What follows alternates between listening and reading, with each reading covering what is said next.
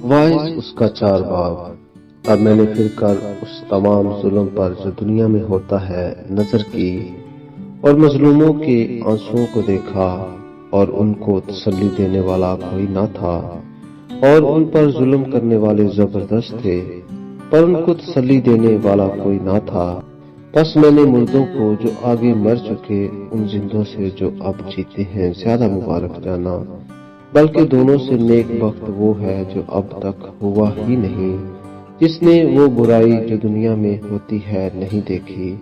پھر میں نے ساری محنت کے کام اور ہر ایک اچھی دستکاری کو دیکھا کہ اس کے سبب سے آدمی اپنے ہمسایہ سے حسد کرتا ہے، یہ بھی بطلان اور ہوا کی چران ہے۔ بے دانش اپنے ہاتھ سمیٹتا ہے اور ہاتھ ہی اپنا گوشت کھاتا ہے۔ ایک مٹھی بھر جو چین کے ساتھ ہو ان 2 مٹھیوں سے بہتر ہے جن کے ساتھ محنت اور ہوا کی چران ہو۔ اور میں نے پھر کر دنیا کے بطلان کو دیکھا، کوئی اکیلا ہے اور اس کے ساتھ کوئی دوسرا نہیں، اس کے نہ بیٹا ہے نہ بھائی، تو بھی اس کی ساری محنت کی انتہا نہیں، اور اس کی آنکھ دولت سے سیر نہیں ہوتی۔ وہ کہتا ہے میں کس کے لیے محنت کرتا اور اپنی جان کو عیش سے محروم رکھتا ہوں۔ یہ بھی مطلان ہے، ہاں یہ سخت دکھ ہے۔ ایک سے 2 بہتر ہے، کیونکہ ان کی محنت سے ان کو بڑا فائدہ ہوتا ہے، کیونکہ اگر وہ گرے تو ایک اپنے ساتھی کو اٹھائے گا، لیکن اس پر افسوس جو اکیلا ہے جب وہ گرتا ہے، کیونکہ کوئی دوسرا نہیں جو اسے اٹھا کھڑا کرے۔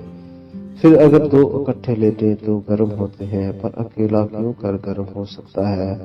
اور اگر کوئی ایک پر غالب آئے تو 2 اس کا سامنا کر سکتے ہیں۔ تیری ڈوری جلد نہیں ٹوٹتی۔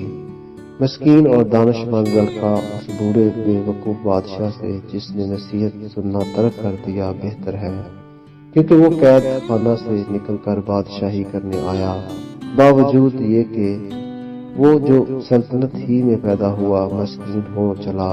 میں نے سب زندوں کو جو دنیا میں چلتے پھرتے ہیں دیکھا کہ وہ اس دوسرے جوان کے ساتھ تھے جو اس کا جانشین ہونے کے لیے برپا ہوا۔ ان سب لوگوں کا یعنی ان سب کا جن پر وہ حکمران تھا خوش شمار نہ تھا، تو بھی وہ جو اس کے بعد اٹھیں گے اس سے خوش نہ ہوں گے۔ یقیناً یہ بھی بطلان اور ہوا کی چران ہے۔